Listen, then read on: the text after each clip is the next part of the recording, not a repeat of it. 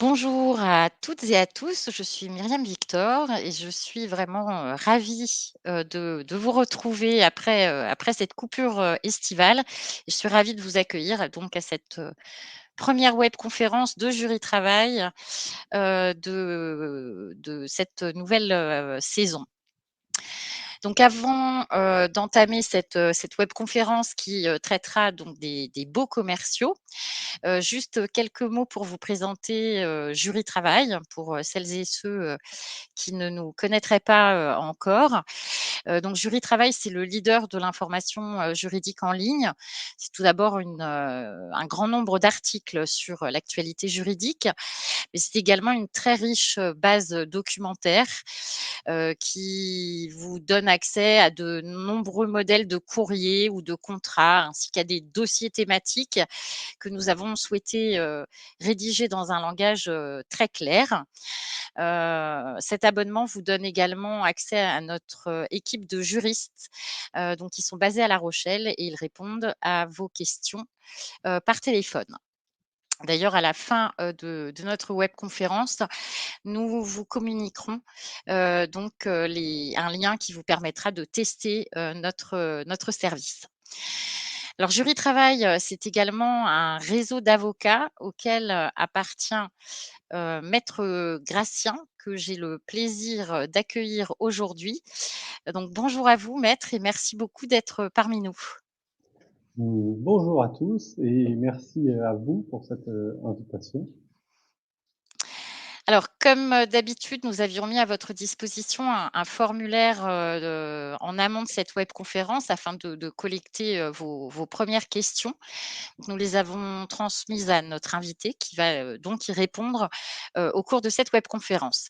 Alors on a prévu, 45 minutes et comme d'habitude, on va essayer de s'y tenir. On débordera peut-être un petit peu, mais on essaye toujours de respecter, le timing.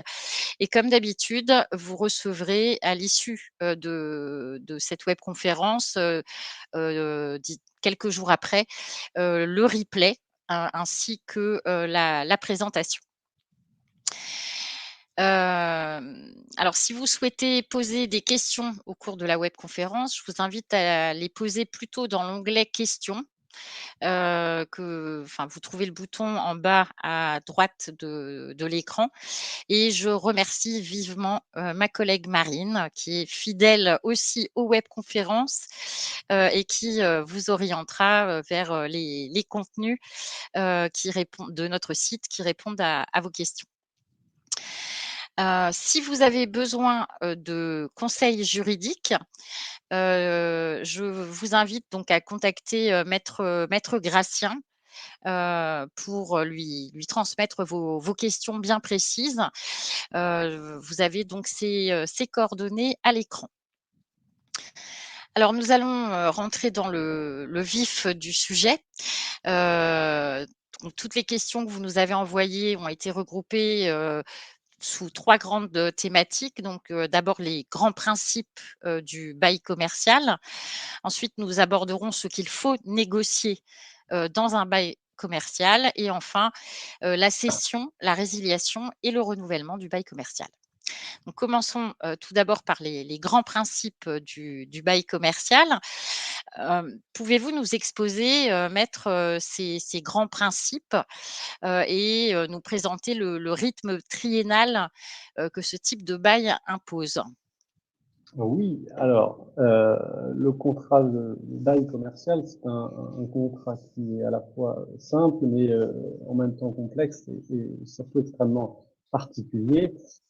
C'est simple parce que c'est un contrat de location entre un commerçant, un artisan ou un industriel, qu'on appelle soit le locataire ou plutôt le preneur, et un propriétaire des lieux qui est lui classiquement le bailleur. C'est un contrat donc simple de ce point de vue-là, mais surtout très particulier puisque le grand principe du bail commercial, c'est sa soumission à un ensemble de règles d'ordre public qu'on appelle classiquement le statut des baux commerciaux, qui est donc l'ensemble des règles auxquelles les parties ne peuvent pas déroger.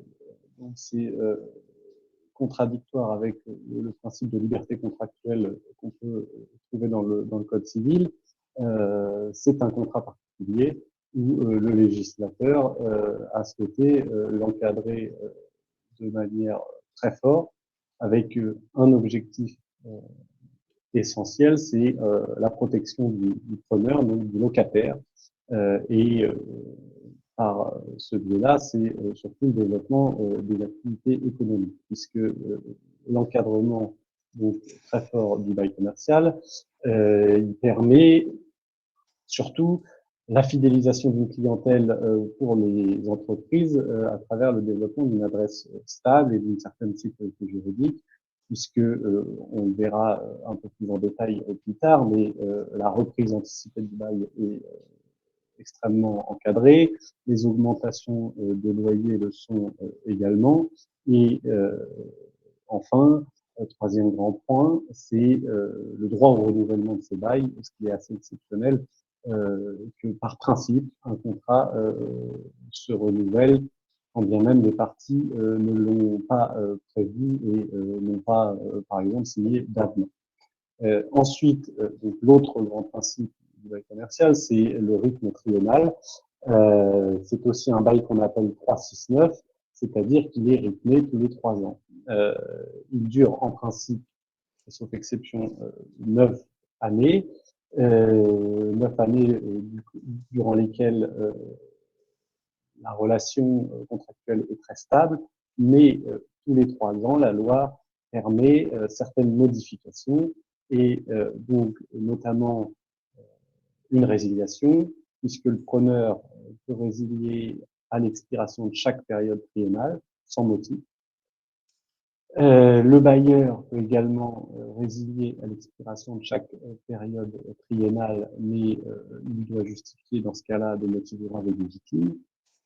Et en dehors de ces périodes-là, donc en dehors de ces échéances de 3 ans, la résiliation est quasiment impossible.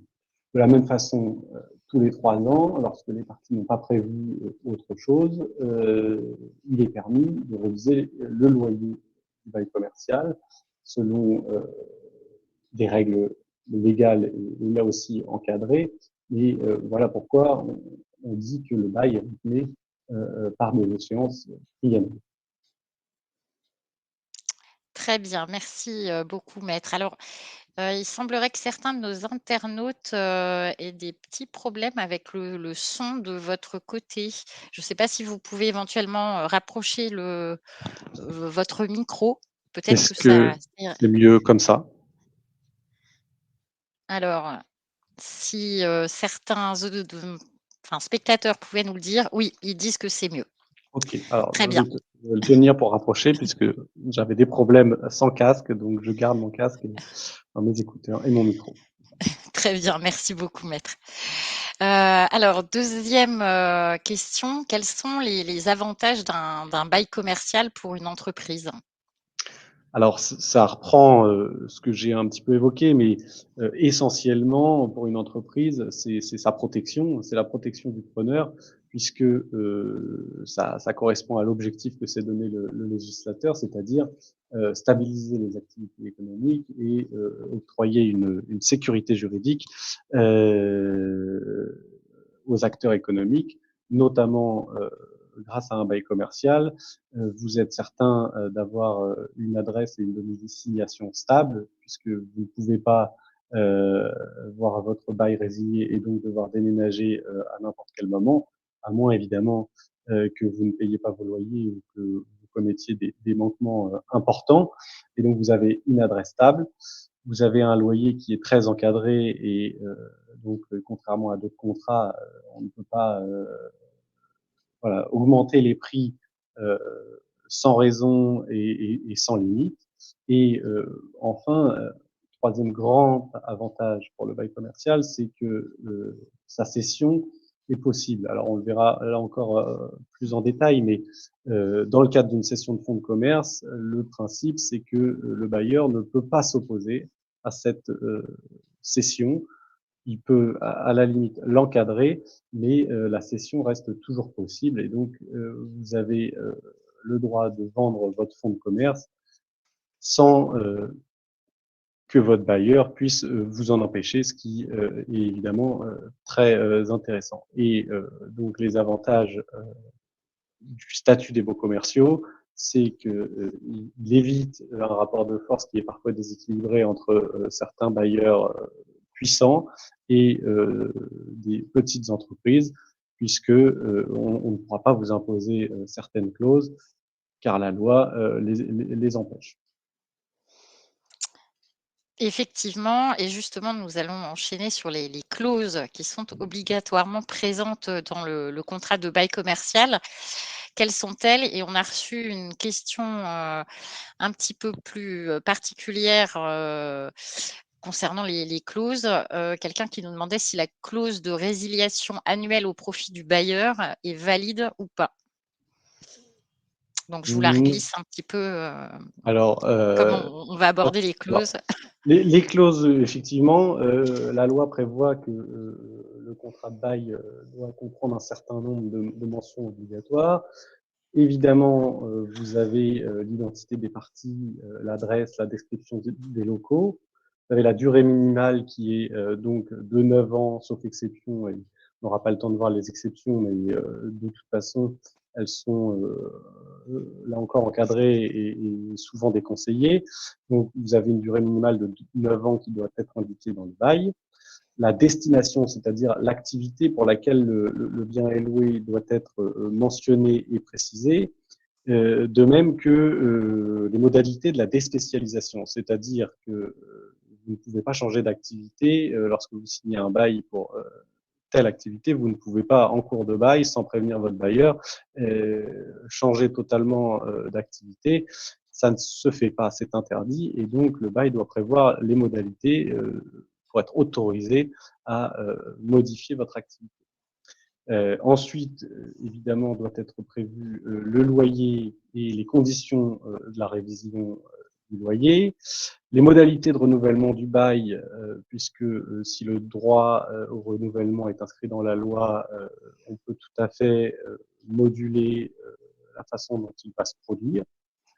La loi nous oblige également, depuis 2014, depuis la loi Pinel, à inscrire un inventaire des charges, impôts et taxes et de leur montant et de leur répartition entre le bailleur et le preneur. Vous devez également, ça ressort du PowerPoint ici, mentionner le dépôt de garantie à la charge du preneur et ses conditions, évidemment, ses conditions de restitution. Autre point obligatoire et très important, ce sont les modalités de mise en œuvre du congé ou de la résiliation ou de la clause résolutoire du bail.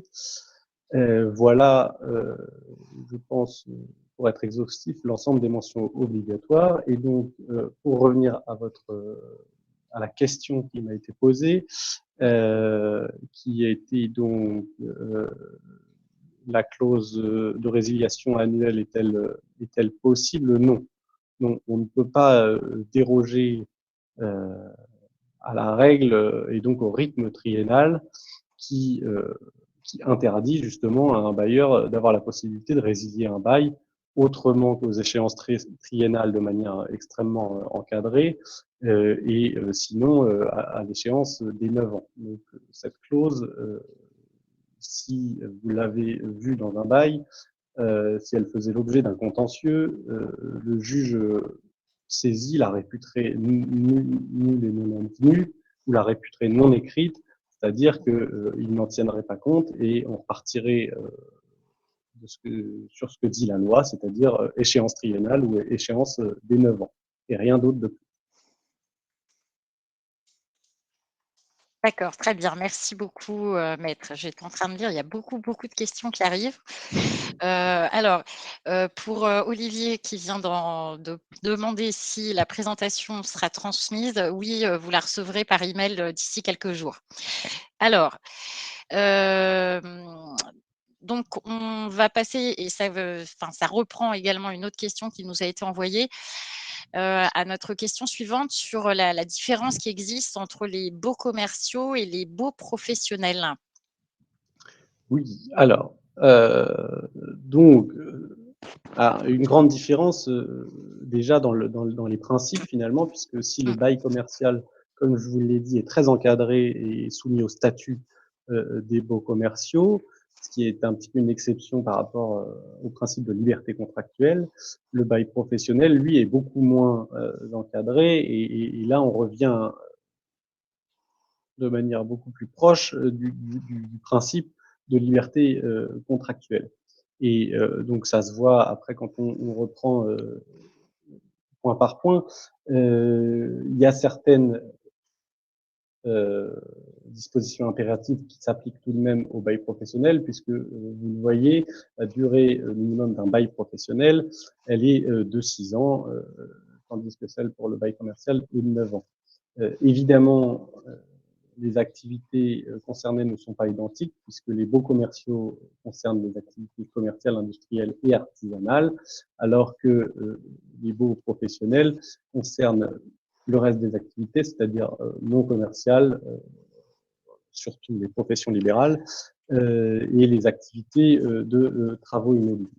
Alors, comme le bail professionnel est beaucoup moins encadré, en fait, il revient aux parties d'en déterminer le contenu. Et donc, vous avez notamment dans le bail professionnel la possibilité de le résilier à tout moment. La seule contrainte, c'est que la loi vous dit que vous devez respecter un congé de 6 mois, donc un délai de congé de 6 mois, mais sinon, vous n'avez pas d'échéance triennale et tant le bailleur que le preneur peut résilier le bail, et donc ce qui est beaucoup plus précaire qu'un bail commercial. De la même façon, vous n'avez pas dans le bail professionnel de droit au renouvellement à l'échéance des 6 ans, et donc on peut vous demander de partir. Là encore, différence entre le bail commercial et le bail professionnel, c'est que pour le bail professionnel, vous n'avez pas de révision de loyer qui est expressément prévu dans la loi, c'est-à-dire que si vous n'avez rien prévu avec votre bailleur dans le bail, le loyer ne bougera pas pendant les 6 ans. Alors qu'au contraire, si vous n'avez rien prévu dans le bail commercial avec votre bailleur, il y a toujours la possibilité, à chaque échéance triennale, de faire réviser le loyer. Et enfin, dernière différence importante entre ces deux baux, c'est que si la cession du bail commercial ne peut pas être interdite dans le cadre d'une cession de fonds de commerce, elle peut l'être s'agissant d'un bail professionnel et donc il vous appartiendra d'obtenir l'accord dans ce cas-là du propriétaire, ce qui n'est pas forcément gagné évidemment. D'accord, très bien, merci beaucoup. Alors, venons-en maintenant aux clauses qu'il est important de négocier. La première d'entre elles, c'est bien évidemment le montant du loyer. Donc comment est-il estimé et donc dans quelles conditions ce loyer peut-il éventuellement être revu tous les ans? Alors, la question du loyer est un vaste sujet en matière de bail commercial et source de contentieux importants. Le montant initial du loyer n'est pas réglementé. Donc, c'est-à-dire qu'il est fixé librement entre les parties au contrat et le propriétaire n'est pas tenu par le loyer du locataire précédent ou par de quelconque loyer de référence. Donc, à votre arrivée dans les lieux, on est purement sur de la négociation par rapport à la valeur locative. Les professionnels qui nous écoutent sauront certainement mieux négocier que moi et mieux appréhender cette valeur locative. Mais voilà, c'est là, pour le coup, c'est le principe de liberté. Évidemment, il faut avoir en tête que généralement, si le bail est prévu pour tout commerce, ou en tout cas, plus vous avez d'activités possibles dans le bail, plus le loyer sera élevé. Ensuite, évidemment, vous le savez, en plus du loyer, vous aurez le dépôt de garantie et éventuellement une autre somme importante à régler, c'est le droit d'entrée qu'on appelle pas de porte, qui peut être réclamé par le propriétaire lorsque vous arrivez dans un dans des locaux qui étaient inoccupés. En revanche, si la fixation initiale du loyer est libre, en revanche, la révision du bail, donc vous le savez, elle est très réglementée et peut-être cette révision du loyer, elle peut se faire de 3 façons. Si vous n'avez rien prévu dans le bail, vous avez toujours la possibilité d'une révision triennale. Donc, ça ne sera pas une révision annuelle, mais tous les 3 ans, après la signature, vous pouvez faire jouer cette clause de révision qui, même non insérée dans le bail, est prévue par la loi. Alors, vous pouvez y avoir intérêt même en tant que locataire, puisque on dit que cette révision, elle suit l'indice trimestriel des loyers commerciaux ou l'indice trimestriel des loyers tertiaires. Donc, si ça vient à la baisse, le locataire peut avoir intérêt à demander cette révision triennale, même si c'est plus souvent le bailleur qui va effectivement tenter de faire jouer ce droit. Ce droit, très simplement, il s'exerce par une demande en révision qui est formée 6 mois avant l'échéance triennale, par un acte d'huissier de justice, aujourd'hui ils sont dénommés les commissaires de justice, ou par lettre recommandée avec accusé de réception. Ensuite, soit vous trouvez un accord entre parties, dans ce cas-là, le loyer est révisé. S'il n'y a pas d'accord, on en vient jusqu'à une procédure devant le juge des loyers, on pourra y revenir si besoin. La révision annuelle, elle, reste possible, mais il faut l'avoir expressément prévue dans le bail. Et vous avez deux grandes façons de le faire, c'est l'insertion d'une clause d'échelle mobile ou d'une clause de recette. Alors, la clause d'échelle mobile, c'est tout simplement convenir que votre loyer sera automatiquement révisé à une échéance annuelle selon la variation d'un indice de référence que vous aurez mentionné dans le contrat. Ça peut très bien être l'indice trimestriel des loyers commerciaux, mais ça peut aussi être un autre indice que vous choisissez avec le bailleur. Encore faut-il que cet indice corresponde à votre activité et qu'il respecte les exigences du Code monétaire et financier. Mais si vous avez prévu une telle clause dans votre bail, le loyer est automatiquement révisé à l'échéance sans avoir besoin d'exercer aucun recours, aucun droit, ni d'émettre aucun acte d'huissier. C'est-à-dire que votre bailleur, il aura simplement à vous envoyer un avis de loyer révisé et ça sera absolument incontestable. De la même façon, vous pouvez prévoir une révision annuelle par le biais d'une clause de recette qui est un petit peu plus particulière, c'est-à-dire que votre loyer sera indexé en tout ou partie sur la variation de votre chiffre d'affaires, ce qui se fait essentiellement dans les centres commerciaux. D'accord, très bien, merci beaucoup. Alors, il y a certains internautes qui nous demandent que vous fassiez vraiment attention à bien parler, proche du micro, parce qu'il y a des moments où on vous entend un petit peu moins. Pardon. Alors, autre petite question qui avait été, glissée et ça peut faire partie aussi d'objets de négociation. Un de nos internautes, son bailleur exige un deuxième dépôt de garantie. Donc est-ce que c'est légal? Est-ce que ce dépôt de garantie est sujet à intérêt? Alors, non, si vous avez signé un bail qui prévoyait un dépôt de garantie, que vous avez déposé cette garantie et qu'on vient plus tard vous réclamer un second dépôt de garantie, non, vous n'êtes obligé à rien dans la mesure où vous n'avez rien signé et vous n'avez pas d'accord entre les parties là-dessus. Si ce n'est pas prévu dans le bail, vous n'avez pas d'obligation là-dessus et évidemment, vous pouvez refuser. Voilà, Et ensuite, sauf, effectivement, il y a la question du dépôt de garantie qui peut être soumis à intérêt à partir du moment où la valeur du dépôt de garantie dépasse 2 mois de loyer.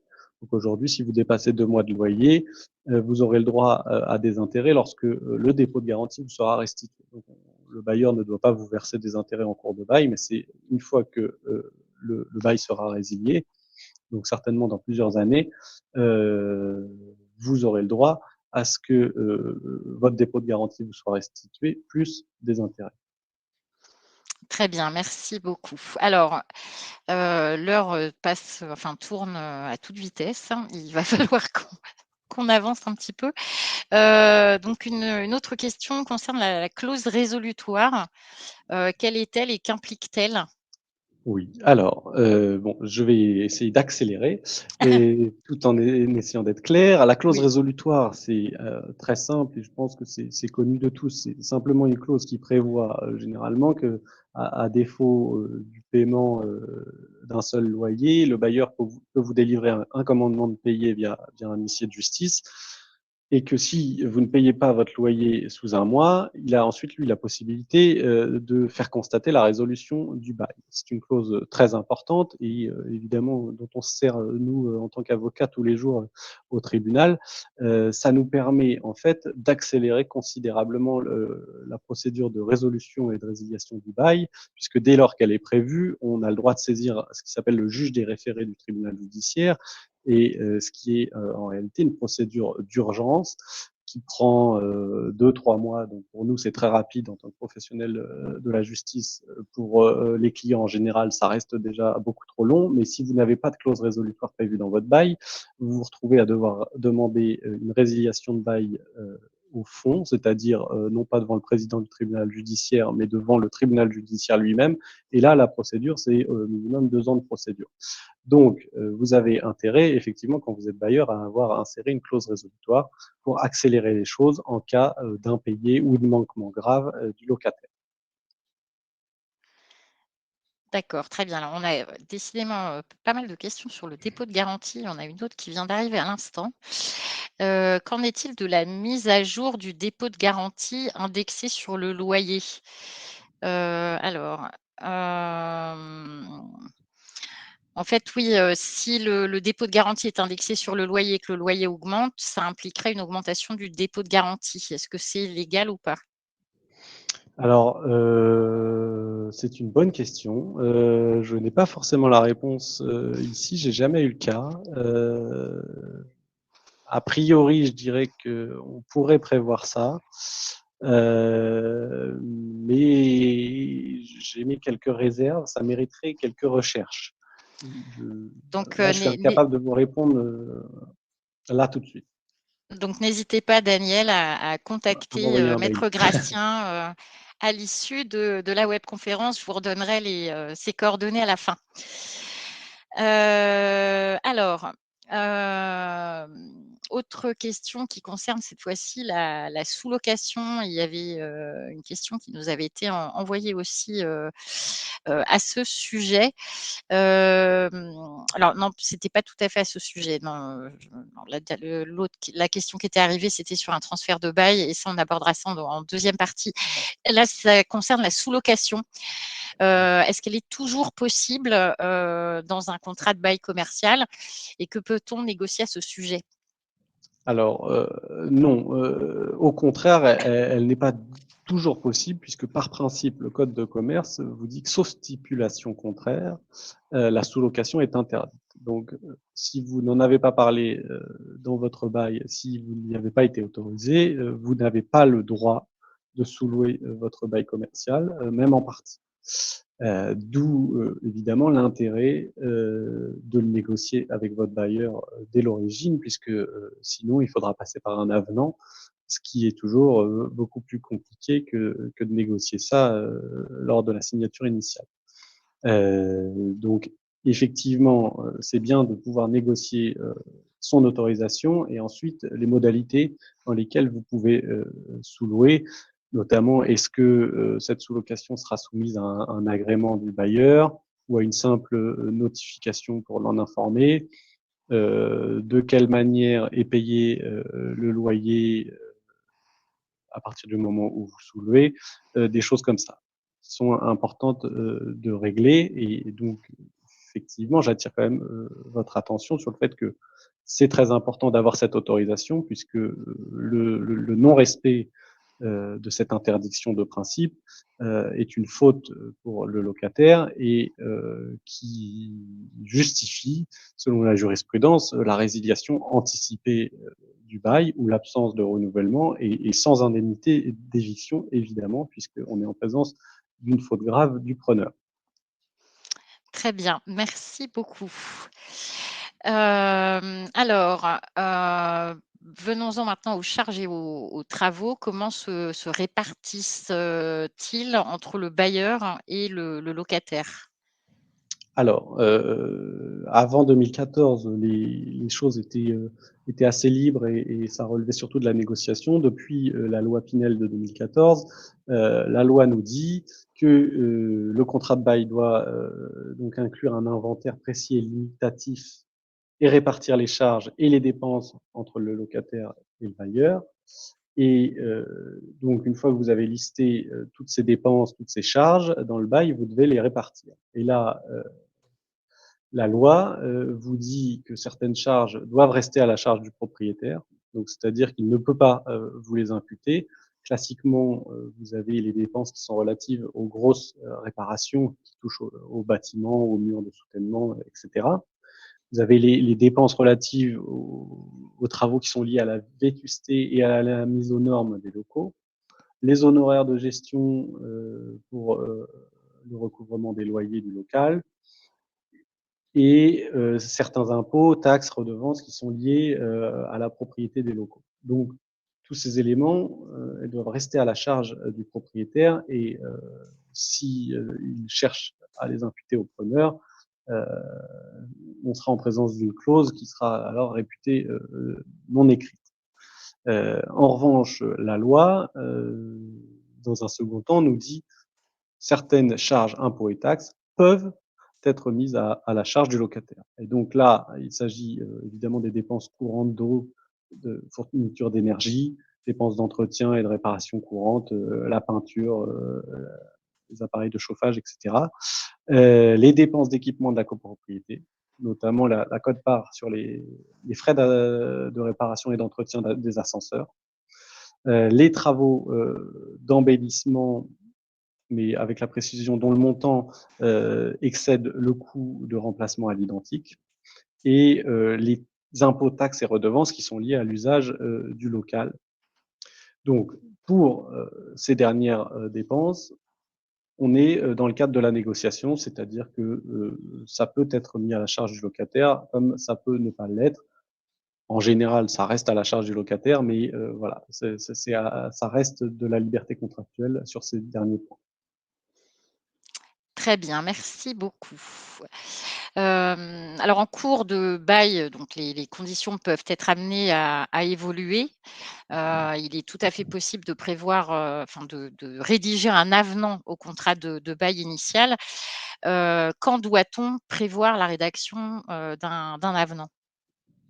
Alors, ça va être rapide. À chaque fois que vous souhaitez modifier une condition essentielle, du bail et à chaque fois que vous vous rendez compte que vous avez oublié un point important ou alors que votre activité change. Notamment, si, la surface louée change, il faut impérativement, signer un avenant. Si vous souhaitez changer d'activité ou changer la destination, du bail, il faut, là encore faire signer un avenant. Vous pouvez après pour tout un tas de raisons, si vous voulez modifier, certaines révisions de loyer et d'autres modalités, comme le renouvellement, là encore il faudra, un avenant et donc j'ai envie de dire, tout ce qui tout ce qui bouge doit être fixé dans un avenant, mis à part les révisions qui sont déjà prévues, les révisions de loyer qui sont déjà prévues, dans le bail ou les révisions triennales, légales. Et il y a encore un point important euh, où on rédige beaucoup d'avenants, c'est en réalité c'est les baux qui ont été signés antérieurement à 2014, puisqu'en 2014 il y a eu une loi importante, la loi Pinel, et donc notamment qui prévoit par exemple, là, on vient d'en parler, sur l'inventaire des charges, qui est désormais obligatoire. Avant, c'était pas prévu, et donc il y avait beaucoup de baux qui ne le comprenaient pas. Et donc, pour se mettre à jour et pour être en toute légalité, on signe généralement un avenant au bail. pour tenir compte des modifications Voilà, de la loi Pinel. exactement. Voilà, donc ça répond à la question de Daniel qui avait signé un bail en 2013. Voilà. Pour se mettre en conformité avec la loi, il est plus judicieux de signer un avenant à votre bail. Alors, venons-en donc maintenant à notre dernière partie sur la cession, la résiliation et le renouvellement du bail. Le preneur ou le locataire a-t-il la possibilité de céder son bail commercial? Et dans quel cas faut-il envisager de le faire et comment se déroule cette cession d'un bail commercial? Et nous avions donc une question sur le sujet de quelqu'un qui souhaitait transférer son bail à une autre entreprise d'un même groupe. Est-ce qu'on doit obtenir l'accord du bailleur ou pas? Oui, alors, effectivement, en principe, c'est l'un des avantages des baux commerciaux, c'est donc que la cession d'un bail commercial est possible et libre et qu'elle ne peut pas être interdite. En revanche, elle peut quand même être strictement encadrée et il faut ici distinguer deux types de cessions. Vous avez donc la cession du bail à travers la cession du fonds de commerce, donc qui va englober le droit au bail, et vous avez la cession du bail en lui-même, le bail seul. Donc là, si on revient à la question qui est posée sur le transfert de bail à une autre entreprise du groupe, on serait plutôt, je pense, sur une cession du droit au bail seul, c'est-à-dire que vous souhaitez vendre votre droit au bail, mais vous ne l'englobez pas dans l'activité de votre entreprise, c'est-à-dire que vous ne vendez pas votre fonds de commerce, vous souhaitez simplement, par exemple, déménager et conserver votre clientèle, et c'est quelqu'un d'autre qui va utiliser votre local, mais pour faire autre chose, quand bien même ça serait une activité similaire. Alors, dans ce cas-là, ça ne conduit pas à la conclusion d'un nouveau bail et vous n'avez pas d'augmentation de loyer. Mais s'agissant du droit au bail seul, vous êtes obligé d'avoir l'accord du propriétaire.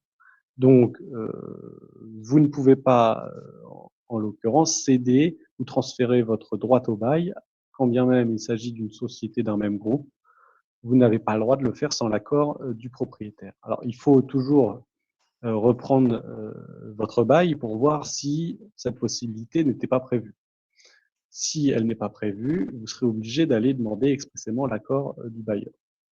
C'est parfois prévu, parfois non, donc à vérifier. Ensuite, deuxième possibilité de cession du bail, c'est à travers une cession de fonds de commerce.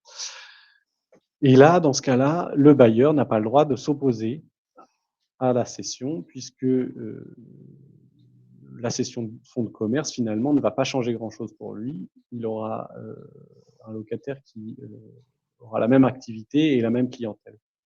Mais particularité, c'est que le bailleur peut avoir prévu dans le bail initial un certain nombre de conditions s'agissant d'une éventuelle cession de fonds de commerce. Et donc, régulièrement, vous avez dans votre bail soit une clause d'agrément, c'est-à-dire que le propriétaire veut être informé dans le cadre d'une cession de fonds et veut donner son accord sur la personne ou la société à qui vous envisagez de vendre votre fonds.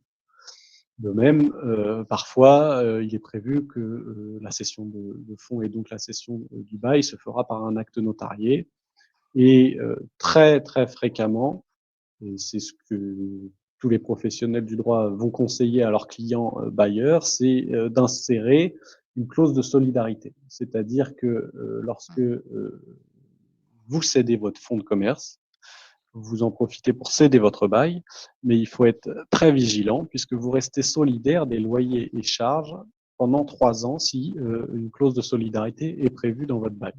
Ce qui veut dire que si vous vendez votre fonds de commerce à une société qui, dans les 3 années qui suivent, se retrouve avec des impayés de loyer, le bailleur, alors il doit respecter certaines procédures, mais le bailleur peut tout à fait venir vous réclamer, à vous, le paiement des loyers impayés. C'est un point extrêmement important et il faut être vigilant là-dessus. Ensuite, sur les formalités de la cession, voilà, c'est assez classique. Il faut surtout en général vérifier ce qui était déjà prévu dans le bail pour pas faire d'erreur de procédure. On conseille de faire évidemment un état des lieux une fois que la cession a eu lieu, que ce soit entre le bailleur et le locataire sortant et le locataire entrant. Et puis évidemment, quoi qu'il arrive, la cession doit être notifiée au bailleur. On conseille là encore par voie d'huissier de justice pour voilà, pas avoir de problème ensuite et qu'il soit parfaitement informé de la cession du bail. Très bien. Alors, petite question sur la résiliation du bail commercial. Hem, Quand et comment peut-on, résilier son bail? Et quelles conditions un bailleur doit-il respecter si, lui, de son côté, il veut mettre un terme au bail? Et quand peut-il le faire? Alors, je vois que l'heure tourne, donc j'essaye d'aller Oui, vite oui. encore, mais j'ai du mal. Ah, Alors, on aura quelques minutes de retard. Il nous reste, juste 3-4 questions à aborder encore. je me je fais vite, au plus vite. Alors, du côté du preneur, c'est très simple. Vous pouvez résilier donc à l'échéance triennale, tous les 3 ans, avec un congé de 6 mois et ça, sans motif. Vous pouvez, de manière très exceptionnelle, résilier hors échéance triennale pour dans des cas très particuliers, pour faire valoir vos droits à la retraite en cas d'invalidité ou en cas de décès. C'est le seul cas où vous pourrez sortir de ces échéances triennales. S'agissant du bailleur, en principe, la seule fin de bail, c'est à l'échéance des 9 ans, puisqu'il peut refuser le renouvellement. Il a tout à fait le droit, avec ou sans motif. Simplement, la distinction, c'est que s'il n'a pas les bons motifs, il devra payer une indemnité d'éviction. Mais ça reste un droit pour lui de ne pas renouveler le bail à l'échéance des 9 ans. Et par exception, c'est plus rare, le bailleur peut aussi résilier le bail aux échéances triennales, mais il doit alors justifier d'un motif grave et légitime. Donc, dans ce cas-là, c'est soit des manquements du bailleur, du locataire, Du pardon, locataire. notamment, enfin n'importe quel manquement, hein, des impayés ou autres, des nuisances. Et plus généralement, c'est surtout quand il est contraint de réaliser des travaux importants parce que l'immeuble est insalubre et qu'on lui a Mmh. adressé, notifié un arrêté de péril, pour des travaux de reconstruction ou des gros travaux de surélévation. Dans ces cas exceptionnels, le bailleur peut voilà, résilier à l'échéance triennale, mais il devra vous payer une indemnité d'éviction à moins de vous proposer un local équivalent, mais encore faut-il qu'il le trouve. Et enfin, les deux parties peuvent résilier le contrat à tout moment, sous réserve de justifier de manquement de l'autre partie. Donc, le bailleur peut notamment soit faire jouer la clause résolutoire, soit même demander la résiliation judiciaire du bail si vous ne payez pas vos loyers. Mais le preneur peut également tout à fait solliciter la résiliation de son bail à tout moment si le propriétaire venait à commettre des manquements importants. Très bien, merci beaucoup. Alors, quelques mots maintenant sur l'indemnité d'éviction. Justement, vous en avez, Mm. pas mal parlé, juste avant. Dans quel cas précis une entreprise, peut-elle, percevoir, cette indemnité? Mm. Alors, dans 2 cas, si votre bailleur, reprend de manière anticipée le bail à une échéance triennale en invoquant des motifs graves et légitimes, vous avez le droit à une indemnité d'éviction. Sauf s'il invoque des manquements de votre part, mais si, par exemple, il invoque des travaux, vous avez le droit à l'indemnité d'éviction. Dans ce cas-là, le bailleur cherchera à l'éviter en vous proposant un local équivalent, mais souvent, en réalité, c'est pas un local équivalent et il se retrouve à devoir vous payer une indemnité d'éviction.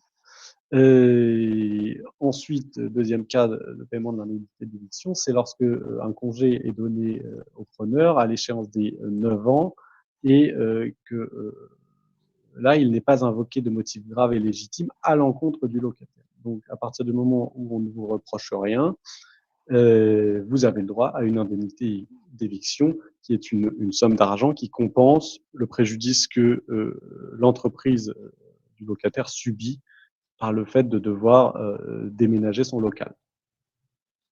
Très bien, alors Et une petite juste le point important, l'indemnité d'éviction est un droit important, mais le preneur n'y a le droit, donc le locataire n'y a le droit que s'il a exploité son fonds de commerce dans les 3 dernières années en continu. Très bien. Alors une petite question qui nous est arrivée, sur l'indemnité d'éviction. Comment se calcule-t-elle? Alors, très souvent, c'est compliqué dans la mesure où vous avez un bailleur qui va évidemment pas vous en proposer et un preneur qui va en réclamer. À partir de là, il peut y avoir des discussions. En réalité, normalement, ça correspond au préjudice subi par l'entreprise par le fait de devoir déménager. Donc, ou bien ça correspond à un préjudice qui engendre la fermeture de l'entreprise parce que en fait, votre entreprise, le local que vous aviez est complètement irremplaçable et le fait de déménager ne va pas permettre votre poursuite d'activité. Donc, ça correspond à la perte de cette entreprise. Ou bien vous êtes susceptible de déménager pas très loin. Et dans ce cas-là, le préjudice, l'indemnité, on va la calculer en fonction du préjudice exactement subi, c'est-à-dire les frais de déménagement, l'éventuelle perte de chiffre parce que vous avez perdu un peu de clientèle, etc. Mais c'est évidemment très compliqué et c'est très, très contentieux. Généralement, le tribunal judiciaire se retrouve saisi de cette question et lui-même se considère souvent incompétent pour trancher cette question et donc il fait appel à un expert judiciaire, à un expert de cette question pour rendre un rapport qui va permettre de chiffrer précisément le montant de l'indemnité due. Très bien, merci beaucoup. Alors, maintenant abordons, le renouvellement, du bail commercial. Comment se passe le renouvellement, d'un bail commercial et sur quel sujet doit-on être particulièrement, vigilant? Mmh. Alors, très simplement, à la fin du bail, donc le preneur ou le locataire, enfin le locataire ou le bailleur, pardon, notifie un congé avec ou sans offre de renouvellement à l'échéance. Donc, euh, cette notification de congé, elle permet de dire soit je mets fin au bail, soit je demande le renouvellement et avec ou non révision de loyer, avec proposition de révision de loyer. Dans ce cas-là, c'est quand même souvent le bailleur qui va le faire. Le preneur a plusieurs possibilités. Soit il accepte le renouvellement et le nouveau prix proposé, soit il refuse tout simplement et donc il quitte le local.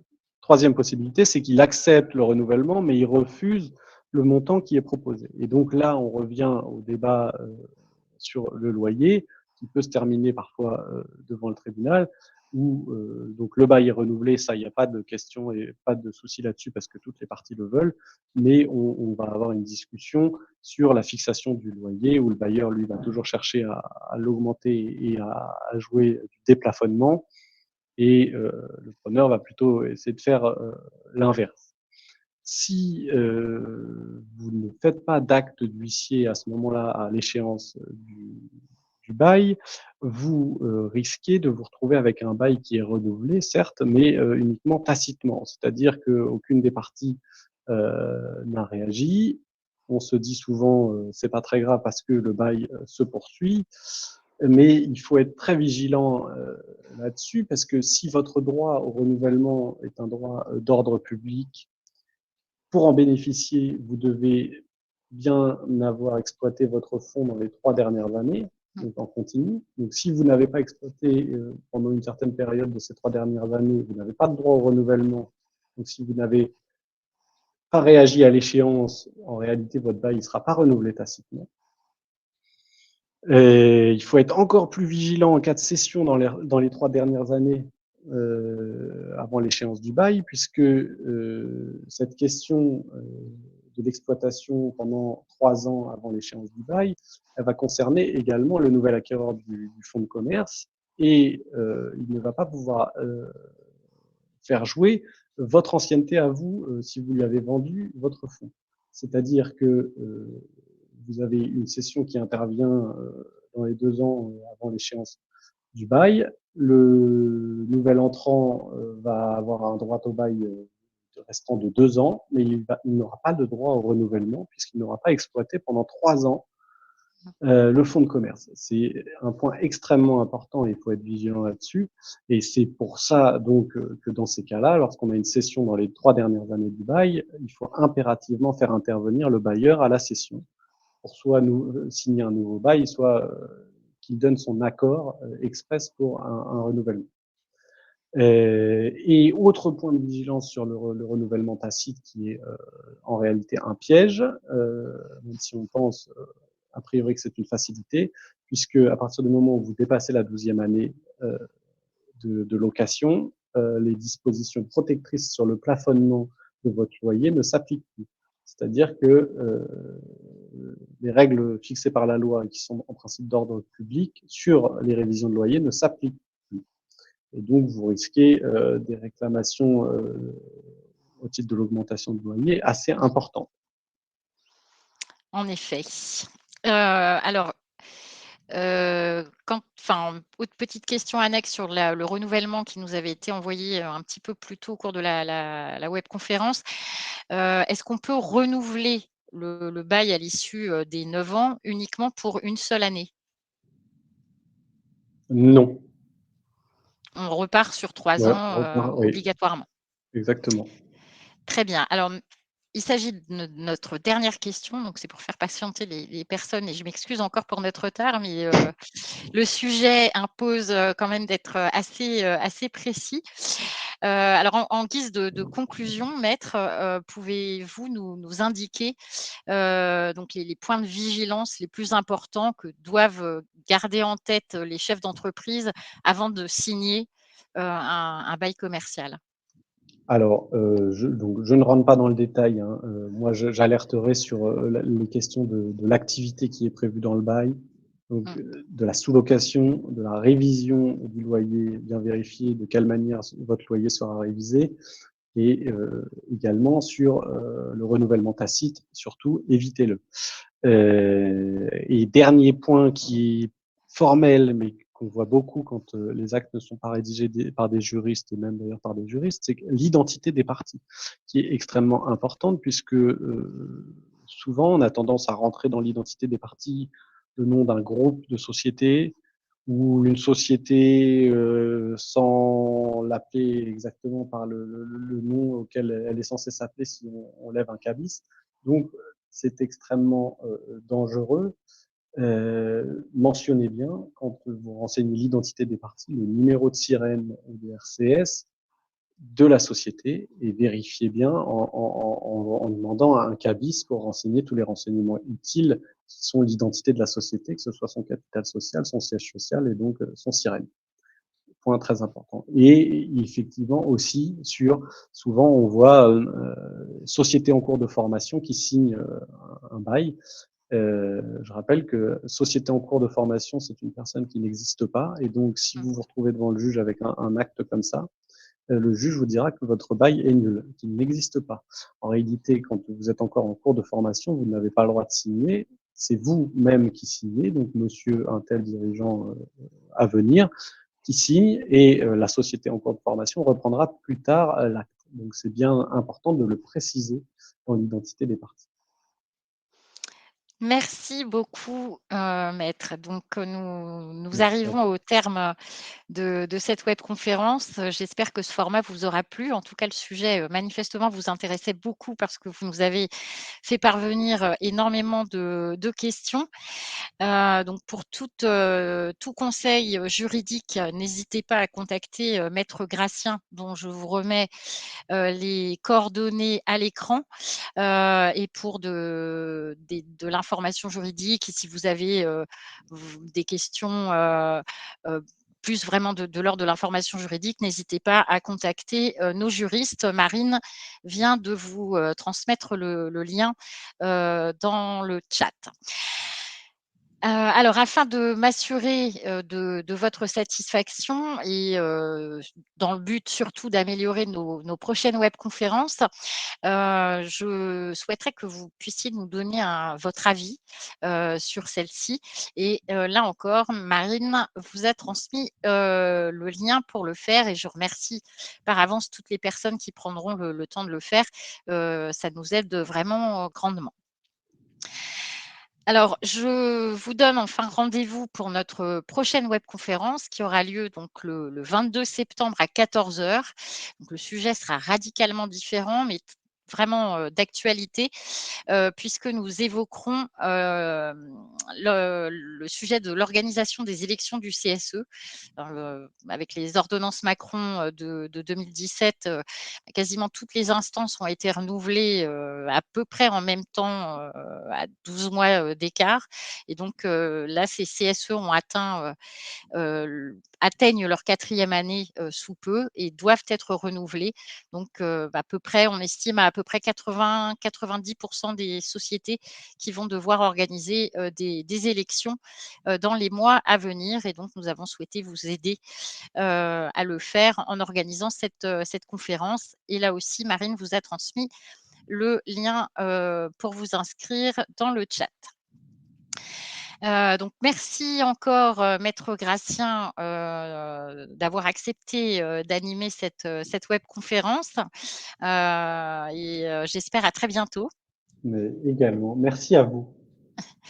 et je vous remercie vraiment, tous, d'avoir assisté à cette première webconférence de reprise. Je vous souhaite une excellente fin de journée et je vous dis à très bientôt pour une prochaine webconférence de Jury Travail. Au revoir à tous.